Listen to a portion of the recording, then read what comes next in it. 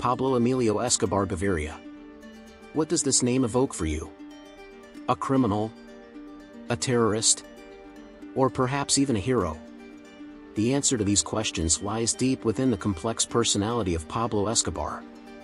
His life is so multifaceted, so rich in detail, that no matter where we start, there's always more to uncover. But let's begin at the beginning, in those dusty streets where his story first took root. In December of 1949, in a small town called Rio Negro in Colombia, Pablo was born into a poor family. His father was a farmer, and his mother was a schoolteacher.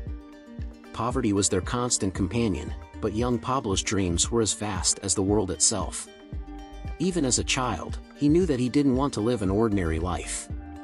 While others might have been content with small dreams, Pablo was always scheming, always looking for ways to turn his dreams into reality, even if it meant breaking the law.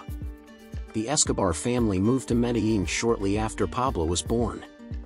Medellín was a city growing rapidly, but this growth brought with it crime and poverty. The streets were rough, and opportunities for a better life were scarce.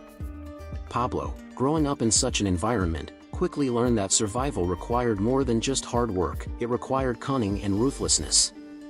As a teenager, he started down the path that would eventually lead him to infamy. He began with small crimes, like smuggling stereo equipment, but even then, he wasn't satisfied. He started stealing tombstones, erasing the names, and selling them. Think about it, a young boy, prowling cemeteries at night, stealing gravestones to make a buck. It's shocking, but it shows Pablo's early knack for thinking outside the box, for seeing opportunities where others saw dead ends. But small-time hustles weren't enough for Pablo. He wanted more, much more. He briefly attended the Universidad Autónoma Latinoamericana in Medellín, perhaps thinking that education would offer a way out of poverty. But it didn't take him long to realize that the traditional path wasn't for him. He must have sat in those classrooms, looking around at the other students, thinking to himself, this isn't going to get me where I want to go. I need to make my own way. And so, he dropped out, deciding to focus all his energy on the one thing he knew could bring him wealth and power: crime. By the early 1970s, Pablo Escobar's name was already becoming known in the underworld of Medellín.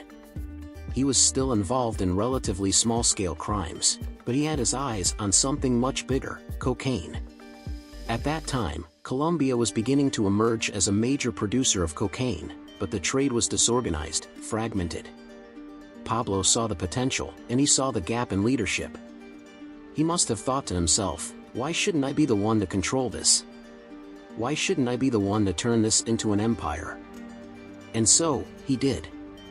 He brought together the small-time traffickers in Medellín, consolidating them into what would become the Medellín Cartel, a criminal organization that would soon be known and feared around the world. The rise of the Medellín Cartel was swift and brutal. Pablo quickly eliminated his rivals, either bringing them under his control or wiping them out entirely. By 1976, he was already a major player in the drug trade.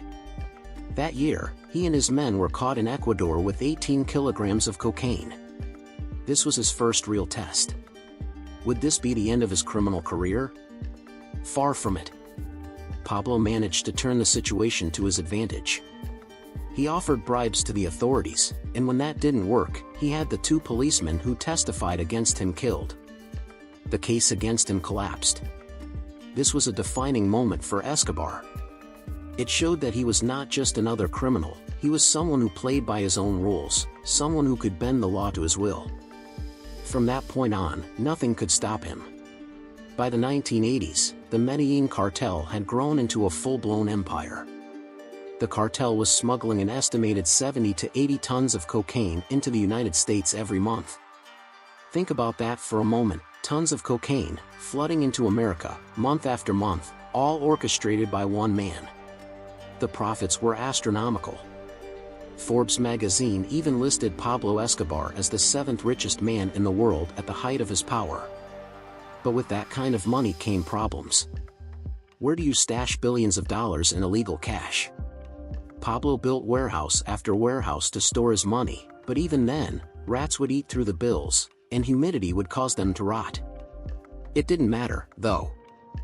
Pablo had more money than he knew what to do with, and he wasn't in it for the money alone. For him, money was just a tool, a means to an end.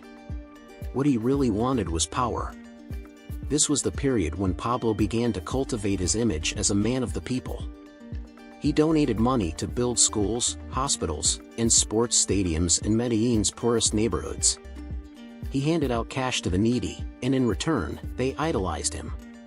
They called him El Patron, or the boss, but also, somewhat paradoxically, Robin Hood. To the poor, he was a hero, a man who took from the rich, or at least, from the rich Westerners, and gave to the poor. It was a brilliant strategy. By buying the loyalty of the masses, Pablo was not just building an empire of drugs, he was also building an empire of adoration. But this adoration was a double-edged sword. It protected him, but it also emboldened him, leading him to believe he could do anything, get away with anything. In 1982, riding on his popularity among the poor, Escobar entered the political arena. He was elected to the Colombian Congress. Imagine that, a drug lord sitting in the halls of power, shaping the laws of the land. But his political career was short-lived. Within 2 years, his criminal activities had come to light, forcing him to resign. And then came one of the most shocking events in Colombia's recent history, the assassination of Justice Minister Rodrigo Lara, a man who had dared to stand up to Escobar. This murder marked a turning point. Pablo was no longer just a drug dealer, he was now a terrorist, waging war against the Colombian state. As the 1980s wore on, the Medellín cartel's power continued to grow. At its peak, the cartel controlled nearly 80% of the global cocaine market. But with power came brutality. Pablo's reign of terror was marked by an unprecedented wave of violence. Judges, politicians, journalists, and policemen were all targets. If you stood in Pablo's way, you were as good as dead. Bombings, assassinations, kidnappings, nothing was off limits. At the height of his power, Pablo's influence was so pervasive that he essentially turned Colombia into a war zone. Entire neighborhoods in Medellín were under his control, and the government seemed powerless to stop him. In one of his most infamous acts of terror, he ordered the bombing of Avianca Flight 203 in 1989, killing 110 people in an attempt to assassinate a presidential candidate who opposed him. The world was horrified, but in Pablo's mind, it was just business as usual. The sheer scale of Escobar's operations was mind-boggling. He wasn't just moving cocaine, he was running an entire criminal enterprise that included money laundering, arms smuggling, and even political manipulation. He had his own private army, his own fleet of planes and boats, even his own luxury prison, the infamous La Catedral, where he continued to run his empire from behind bars, under the pretense of serving a sentence. And yet, despite all this power, despite all his wealth, Pablo remained deeply insecure, constantly paranoid that someone, somewhere, was plotting to bring him down. And they were right to plot. By the early 1990s, the tide was beginning to turn against Escobar. The Colombian government, with significant backing from the United States and its DEA, launched an all-out war against him. The campaign was relentless. Escobar's allies began to fall, one by one, either killed by the government or turning against him to save their own skins. Even his once loyal lieutenants began to desert him, seeing the writing on the wall. The man who had once seemed invincible was now on the run, hiding from the very people he had once terrorized.